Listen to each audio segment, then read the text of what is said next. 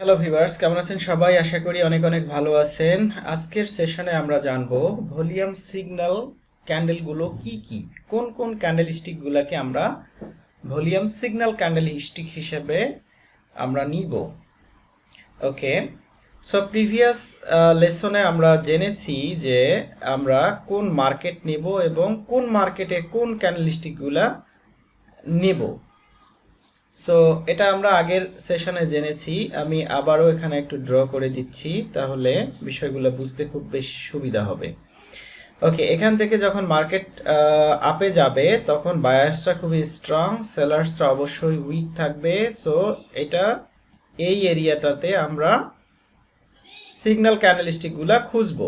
এই এরিয়াটাতে signal candlestick খুঁজবো। এখান থেকে যখন মার্কেট আবার আপে যাবে, আমরা এখানে যদি পুলব্যাক লেভেল কোনো পাই, এই পুলব্যাক লেভেলে আমরা এখানে সিগন্যাল ক্যান্ডেলস্টিকগুলো খুঁজবো। আমরা খোঁজার চেষ্টা করব সিগন্যাল ক্যান্ডেলস্টিকগুলো। দেন এখান থেকে মার্কেট আবার আপে যাবে। সো এখান থেকে আমরা যদি আবার এখান থেকে পুলব্যাক পাই, এখানে সিগন্যাল ক্যান্ডেলস্টিকগুলো খুঁজবো এবং এখান থেকে মার্কেটটাকে যদি আমরা আপে যাই তাহলে আবার এখান থেকে সিগন্যাল ক্যান্ডেলস্টিকগুলোকে খুঁজবো। ওকে, সো এটা হচ্ছে আপ ট্রেন্ডের মার্কেট গেল। আবার এই লেভেল থেকে যদি সাপোজ আমাদের এখান থেকে মার্কেটটা একটা লেভেল আছে, এখান থেকে ডাউন ট্রেন্ড শুরু হয়ে গেছে এবং এখানে স্ট্রংলি সেলার্সরা এন্ট্রি নিয়ে মার্কেটটাকে নিচে নিয়ে আসতেছে। এখান থেকে বায়ার্স এন্ট্রি নিয়েছে, এখান থেকে পুনরায় সেলার্স এন্ট্রি নিয়েছে। সো এভাবে সেলার্সরা মার্কেটটাকে ডাউনে ফল করছে, ডাউনের দিকে নিয়ে যাচ্ছে। সো মার্কেটটা এখান থেকে ডাউনে যাচ্ছে এভাবে। সো যখন ডাউনে যাবে তখন অবভিয়াসলি সেলার্সরা স্ট্রং থাকবে, বায়ার্সরা উইক থাকবে। সো আমরা অবশ্যই এই পুলব্যাক লেভেলগুলোতে, এই কারেক্টিভ ওয়েভগুলোতে আমরা অবশ্যই সিগন্যাল ক্যান্ডেলগুলো খুঁজবো। যেহেতু মার্কেটটা এখান থেকে ডাউনে যাচ্ছে, সেলার্সরা স্ট্রং, আমাদেরকে সেলার্সের দিকে যেতে হবে বায়ার্সের কাছ থেকে সিগন্যাল নিয়ে। সো আজকে আমরা সিগন্যাল ক্যান্ডেলস্টিকগুলো দেখব, কোন কোন ক্যান্ডেলস্টিকগুলোকে আমরা সিগন্যাল ক্যান্ডেলস্টিক হিসেবে ধরতে পারি।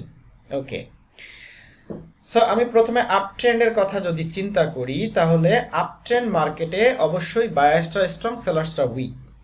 দ্যাট মিনস উইক ক্যান্ডেলস্টিক বলতে আমরা কি বুঝি। আমি দুইটা ক্যান্ডেলস্টিক এখানে ড্র করতেছি, তাহলে আপনারা খুব ভালোভাবে বুঝতে পারবেন উইক ক্যান্ডেলস্টিকগুলো কি। আচ্ছা, এটাকে একটা মারুবজু ক্যান্ডেল বা মারুবজু টাইপ ক্যান্ডেলস্টিক আমরা বলতে পারি। এটা খুবই স্ট্রং একটা ক্যান্ডেল সেলার্সের দিক থেকে। আবার আরেকটা ক্যান্ডেলস্টিক আমি ড্র করলাম এখানে, এইখানে হচ্ছে হ্যামার ক্যান্ডেলস্টিক। সো আমরা যদি এই দুইটা ক্যান্ডেলস্টিক কম্পেয়ার করি, আমরা ইজিলি বুঝতে পারবো যে আমাদের কোন ক্যান্ডেলস্টিকটা স্ট্রং, কোন ক্যান্ডেলস্টিকটা উইক। সো আমরা অলরেডি জানি যে স্ট্রং আপট্রেন্ড মার্কেটে সেলার্সরা উইক থাকে, তাহলে অবশ্যই আমাদেরকে উইক ক্যান্ডেলস্টিকগুলো নিতে হবে। আমরা এই ক্যান্ডেলস্টিকটা নিতে পারি না এখানে, যদিও বা মার্কেট এখানে এই ক্যান্ডেলস্টিক তৈরি করে, তাহলে আমরা এই পুলব্যাক লেভেলে কোনো অ্যানালাইসিস করব না। কিন্তু এই ক্যান্ডেলস্টিকের পরে যদি আবার একটা উইক ক্যান্ডেলস্টিক তৈরি করে এরকম, তাহলে আমরা আবার নিতে পারবো। কেননা মার্কেটে স্ট্রংলি সেলার্স এন্ট্রি নিয়েছিল এখানে, তারপর নেক্সট ক্যান্ডেলেই সেলার্সরা উইক হয়ে গেছে, এজন্য আমরা এটাকে নিতে পারবো। সো আমি জাস্ট এইটার পার্থক্য বুঝালাম। এই সব পুলব্যাক এরিয়াতে শুধুমাত্র এরকম ক্যান্ডেলস্টিক যদি থাকে, আমরা এই ক্যান্ডেলস্টিকগুলোকে সিগন্যাল হিসেবে নিতে পারি না, নিব না। কিন্তু আমরা যত ধরনের উইক ক্যান্ডেলস্টিক আছে সেলার্সের পক্ষ থেকে, সেলার্সের দিক থেকে, সেই উইক ক্যান্ডেলস্টিকগুলো আমরা নিব। তাহলে উইক ক্যান্ডেলস্টিকের মধ্যে আমরা একটা হ্যামার পাই, একটা ইনভার্টেড হ্যামার পাবো, একটা স্পিনিং টপ ক্যান্ডেলস্টিক পাবো। সো এই ক্যান্ডেলস্টিকগুলো হচ্ছে আমাদের উইক ক্যান্ডেলস্টিক। কারণ আমি একটু আগে কম্পেয়ার করে দেখিয়েছি স্ট্রং ক্যান্ডেলস্টিক ওইটা, তার মানে সেলার্স স্ট্রংলি এন্ট্রি নিয়েছে এখানে। সো আমাদের এখানে সুযোগ নাই বায়ার্সের পক্ষে যাওয়ার, কেননা সেলার্সরা এখান থেকে মার্কেটটাকে টার্ন করতে পারে, ফল করতে পারে নিচের দিকে। বাট এই ধরনের ক্যান্ডেলস্টিকগুলো যদি আমরা এই পুলব্যাক লেভেলে পাই, এই পুলব্যাক লেভেলে পাই, এই পুলব্যাক লেভেলে পাই, এগুলোই হচ্ছে আমাদের সিগন্যাল ক্যান্ডেল আপট্রেন্ড মার্কেটের। এবং অনুরূপভাবে আমরা বলতে পারি একটা ডাউন ট্রেন্ড মার্কেটে যখন সেলার্সরা খুবই স্ট্রং থাকে, পাওয়ারফুল থাকে, বায়ার্সরা উইক থাকে, সো কখন আমরা বুঝবো যে অ্যাকচুয়ালি বায়ার্সরা উইক আছে? যখন কিনা আমরা দেখব এই ধরনের ক্যান্ডেলস্টিক মার্কেট তৈরি করতেছে এই পুলব্যাকে, তখন আমরা বুঝবো যে সেলার্সের দিক থেকে মার্কেট স্ট্রং, বায়ার্সের দিক থেকে মার্কেট খুবই উইক। সো আমরা এই ক্যান্ডেলস্টিকগুলোকে ডাউন ট্রেন্ড মার্কেটে আমরা সিগন্যাল হিসেবে নিব, ভলিউম সিগন্যাল হিসেবে। সো আমরা ভলিউম সিগন্যাল হিসেবে নিব, এটা ঠিক আছে, কিন্তু কিভাবে আমরা ট্রেড প্লেস করব এটা ভিন্ন জিনিস।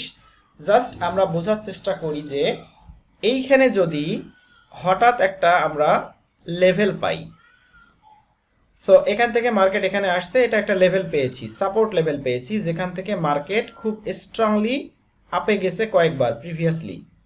সো এইখানে এসে যদি এই ধরনের একটা ক্যান্ডেলস্টিক তৈরি হয়ে যায়, তাহলে আমাদের কখনোই এই ক্যান্ডেলস্টিকের পরে ডাউনে যাওয়ার কোনো সুযোগ নেই।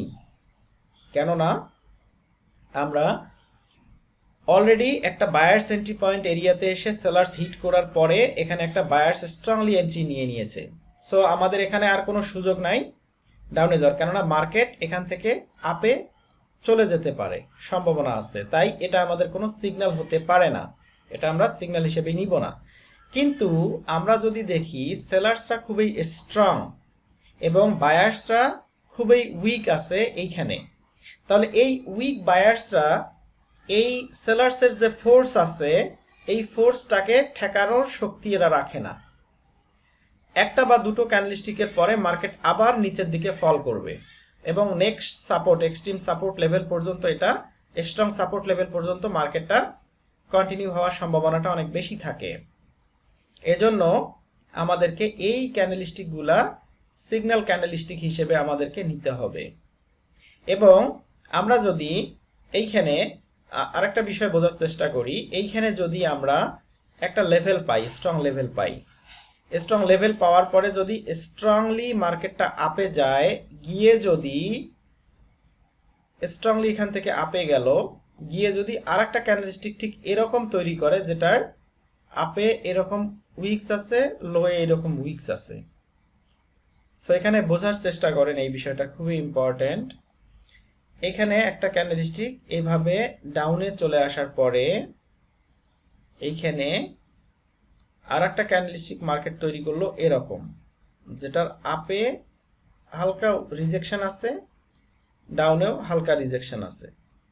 এখন আমরা যদি এটাকে স্প্রিং টপ ক্যান্ডেলস্টিক ধরে নেই, ভাবি, এবং এইটা স্প্রিং টপ ক্যান্ডেলস্টিক ভেবে যদি আমরা একটা সিগন্যাল মনে করি, এটা আমাদের ভুল। কেননা আপনারা এই দুইটা ক্যান্ডেলস্টিকের পার্থক্য বোঝার চেষ্টা করেন, এটা এবং এটা, এটা এবং এইটা। এটার বডিটা স্ট্রং কিন্তু এটার বডিটা হচ্ছে উইক। এখন এই আপার উইকস অবশ্যই ডাবল হবে, অথবা লোয়ার উইকস, আপার উইকস এবং লোয়ার উইকস অবশ্যই ডাবল হবে বডির তুলনায়, অবশ্যই ডাবল হবে বডির তুলনায়, আপার উইকস লোয়ার উইকস, এবং আপার উইকস এবং lower weeks almost same size হবে। তখন আমরা বলতে পারি এটা একটা স্প্রিং টপ ক্যান্ডেলস্টিক। সো এটা স্প্রিং টপ ক্যান্ডেলস্টিক না, যেহেতু এটার কন্ডিশনটাকে ফুলফিল করতেছে না, বিধায় আমরা এটাকে স্প্রিং টপ ক্যান্ডেলস্টিক বলতে পারি না। সো এই ধরনের সিচুয়েশন তৈরি হলে এখান থেকে যদি আমরা ডাউনে ট্রেড নেওয়ার চেষ্টা করি, মার্কেট আবার আপে চলে যাওয়ার সম্ভাবনাটা বেশি থাকে, কেননা এটা আমাদের কোনো সিগন্যাল না। এই বিষয়টা আমরা অবশ্যই খেয়াল করব। সো এই সিগন্যালগুলো, এই ক্যান্ডেলস্টিকগুলোকে আমরা সিগন্যাল হিসেবে নিতে পারি, এবং এই সিগন্যালগুলো যখন দিবে, এটা ভলিউমের সাথেও সম্পর্ক আছে। আমরা ভলিউম শুধুমাত্র ক্যান্ডেলস্টিক হলেই যে আমরা ট্রেড নিতে পারবো, এই ক্যান্ডেলস্টিক হলেই যে আমরা ট্রেড নিতে পারবো বিষয়টা এমন না, ভলিউমের সাথেও এটার একটা সম্পর্ক আছে।